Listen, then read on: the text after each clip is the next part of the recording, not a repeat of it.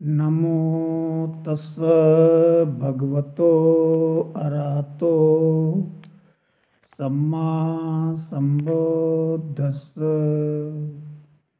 नमो तस्स भगवतो अरहतो सम्मा संबुद्धस्स। नमो तस्स भगवतो अरहतो सम्मा संबुद्धस्स।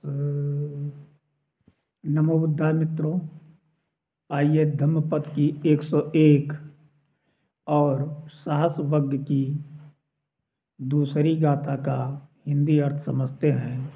गाथा इस प्रकार है। सहस्रमपि चे गाथा अनथ पद संहिता एकं गाथा पदं सेयो यं श्रुत्वा उपसम्मति। सहस्रमपि हजारों, चे यदि, गाथा गाथा कथन, अनथ पदं अनर्थ निरर्थक, पद संहिता निरर्थक पद वाली गाथाएं, एकं गाथा पदं श्रेयो, एकं एक गाथा पद श्रेयो श्रेष्ठ है, यं जिसे श्रुत्वा सुनकर, उपसम्मति मन शांत हो जाता है, शांति मिलती है। तो सहस्त्रों निरर्थक पदों की गाथाओं के संग्रह से एक ही अर्थयुक्त गाथा पद श्रेष्ठ है, जिसे सुनकर अस्थायी शांत मिलती है, मन शांत हो जाता है।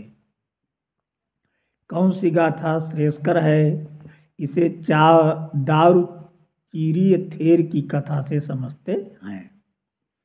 एक समय कुछ लोग नाव से यात्रा कर रहे थे।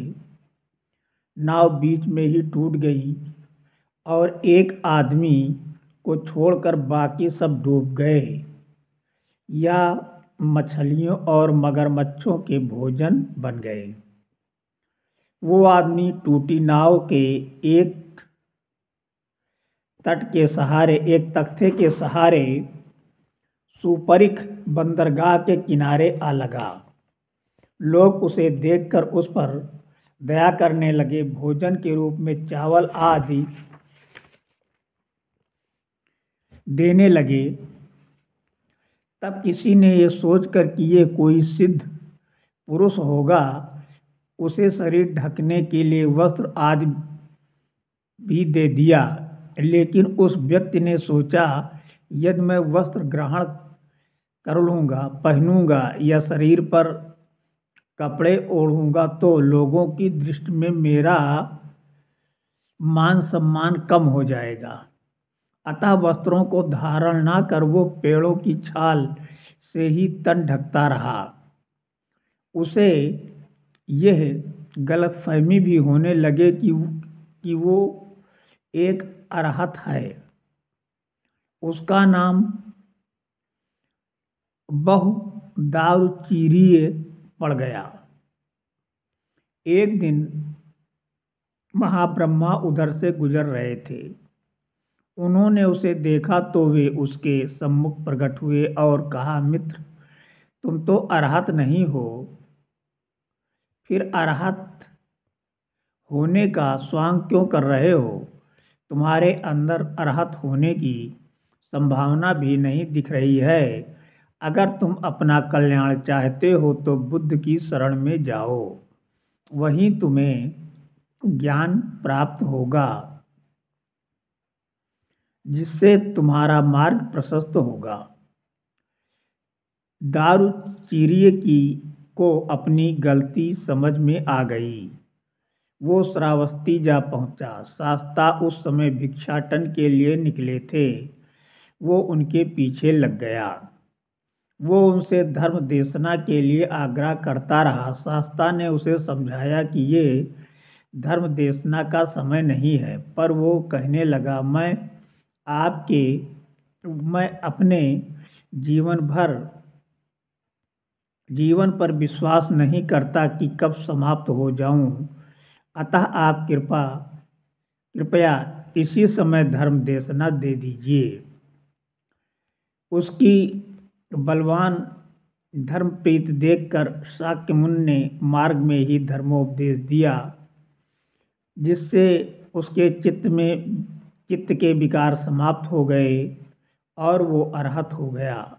वो प्रव्रज्ञा ग्रहण करने की चेष्टा कर रहा था, पर पूर्व कर्मों के कारण उसे कठिनाई हो रही थी। उसी समय एक यक्षिणी ने गौ रूप धारण कर उसे टक्कर मारी और वो मर गया। भिक्षुओं में चर्चा चल रही थी कि उसने तो बुद्ध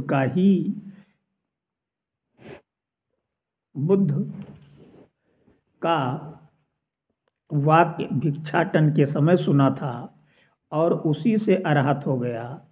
शाक्य मुनि ने कहा, हजारों निरर्थक गाथाओं से एक सार्थक गाथा अधिक श्रेयस्कर है, जिसे सुनकर शांति मिलती है। तब शाक्य मुनि ने ये गाथा कही कि सहसमपि चे गाथा अनत्त पद संहिता एकं गाथा पदम सेयो यं श्रुत्वा उपसम्मति। नमो बुद्धाय। भवतु सब मंगलम्।